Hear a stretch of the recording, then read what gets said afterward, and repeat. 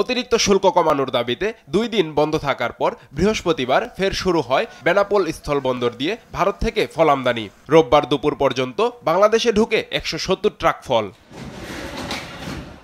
বাজারে সরবরাহ বাড়ায় কয়েকটি ফলের দাম কিছুটা কমলেও বেশিরভাগেরই দাম অপরিবর্তিত।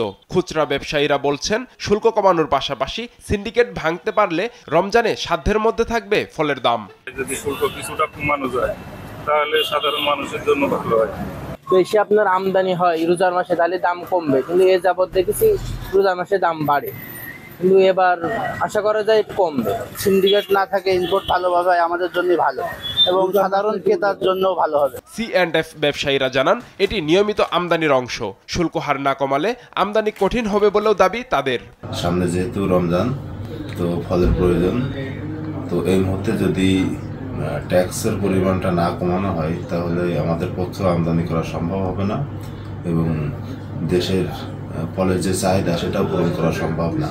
বন্দর কর্তৃপক্ষ বলছে, ব্যবসায়ীরা যখনই ফল আমদানি করতে চাইবে তখনই পচনশীল দ্রব্য বিবেচনায় তা দ্রুত সহযোগিতা করা হবে।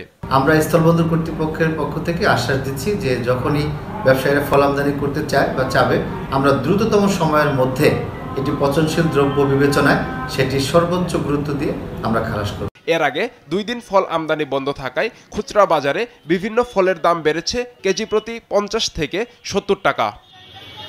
নিউজ ডেস্ক, দেশ টিভি।